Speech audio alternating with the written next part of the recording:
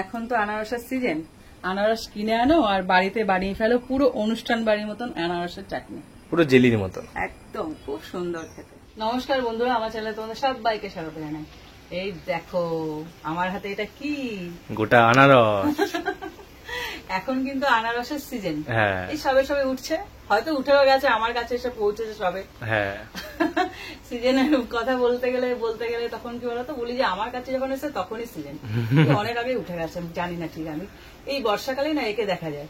তো এটা অনেক রেসিপি হয়, আনারসি চিকেন, আনারসের চাটনি করব অনুষ্ঠান বাড়ির মতন, জল মাখা মাখা, একদমই জল পড়বে না, পুরো জেলি হয় না ওরকম, একদম ট্রান্সপারেন্ট জেলির মতন, কিন্তু একদম কম খরচে। তোমরা এটা খেয়াল করবে, আমি যে রেসিপি করি কম খরচে, হাতের কাছে থাকে, শুধু এটা বাড়িতেই থাকে, সব জিনিস বাড়িতে থাকে। এটা কিন্তু আমি সবসময় তোমাদেরকে দেখাই যে যাতে সবাই করতে পারে। এবারে কারোর বাড়িতে যদি আনারস গাছ থাকে তাহলে ওটাও খরচা হবে না, ওইটুকু বেঁচে গেল। অনেকে তো বানায় বাড়িতে, জায়গা থাকে তো বাড়িতে হয়। তো চলো শুরু করা যাক। এই দেখো এই আনারসটা গোটা আছে, এটাকে প্রথমে চুলের মুঠি ধরে এটাকে দেখেছো, দেখো তুমি চুলে মুঠে গেলে রাগ করে পড়ে গেছে, একবারে ছুলে গেল। এইবার এটাকে ছুলে নিতে হবে, প্রথমে দুভাগ করে নিচ্ছি। কি রস তো হবে, সাদাতে গড়ানো শুরু, এক্ষুনি মাছি আসবে দাদা, ওরা খবর পাক আসছে। এইভাবে দেখো, এর মধ্যে না চোখ থাকে, সবাই জানো তোমরা, তাও বলছি।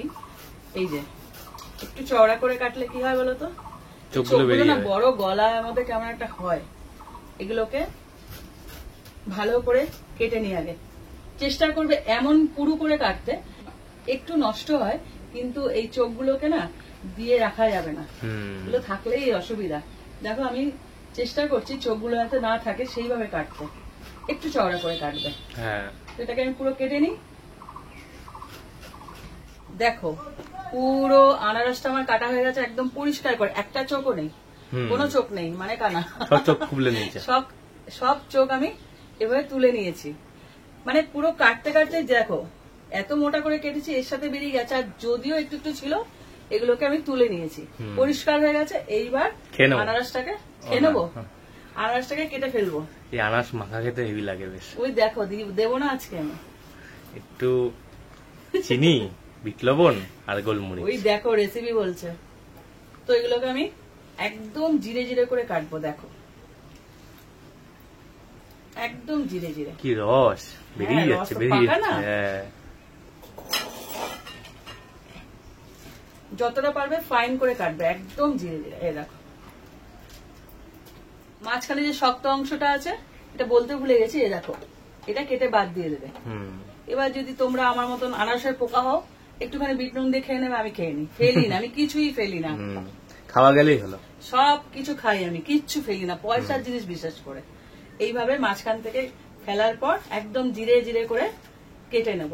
আনারসটা না দুবারে, মানে দুরকম ভাবে কাটবো, একটা হলে এরকম ভাবে কাটবো, সেটা এরকম একটা ব্লেন্ডিং জারে ব্লেন্ড করে নেবো, সেটাই পরে দেখাচ্ছে, আগে আমি সব কেটে নিই। তো পুরো আনারসটাকে এইভাবে আমি ছোট ছোট করে কেটে নিয়েছি। প্রথমে এইটাকে আরো ছোট করে কাটবো, এখান থেকে নিয়ে দেখো কিছুটা, পুরোটা নয়, একদম গুড়ি গুড়ি। ওগুলোকে আবার মাঝখান থেকে কেটে এরকম ভাবে একদম ছোট ছোট করে কেটে নেব। হ্যাঁ, তার জন্য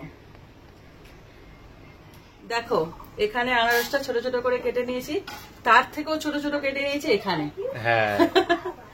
এবার এই আনারসের যে টুকরোগুলো, এগুলোকে এখানে একটা ব্লেন্ডিং জারে নিয়ে নিলাম, এটাকে পুরো পেস্ট করে নেব, একদম কি বলো যেমন ছাতু হয় একদম পেস্ট, ওরকম পেস্ট করে নেবো। তো এটাকে আমি পেস্ট করে আনছি। দেখো আমার উনুন ধরানো হয়ে গেছে, আমি একটা কড়াই বসিয়ে দিলাম, আর এদিকে আমার আনারসটা দেখো ব্লেন্ড করে নিয়েছি, একদম পুরো পিউরি হয়ে গেছে, আনারসের পিউরি। এই কড়াইয়ের মধ্যে দিয়ে দিচ্ছি এই পিউরিটাকে, একদম যা হবে না খেতে, মারাত্মক খেতে হবে। এবার এটাকে একটু ভালো করে নেড়ে নেব। প্রথমে কালারটা দেখবি চেঞ্জ হয়ে যাবে, যেমন সাদা ভাব থাকবে না, ততক্ষণ পর্যন্ত এটাকে নেড়ে নেব। দেখো টকবক করে ফুটে উঠেছে, আর কালারটা আস্তে আস্তে চেঞ্জ হচ্ছে। এবার এর মধ্যে দিয়ে দিচ্ছি কিশমিশ। তোমরা চাইলে এর মধ্যে চেরিও ইউজ করতে পারো, ভালো লাগবে। তবে আমার কাছে চেরি নেই, তাই কিশমিশ দিচ্ছি। আর দিচ্ছি কাজু। খেতে যা হবে না। এর মধ্যে না যে কোনো মিষ্টি যখনই করবে, সবসময় আমি বলে থাকি যে জিনিসটা একটুখানি লবণের টাচ রাখবে, তাহলে কি বলতো মিষ্টত্বটা বেশি সুন্দর লাগে, ব্যালেন্সটা ভালো হয়। এমনি লবণ দিচ্ছি না, বিট নুন দিচ্ছি একদম সামান্য।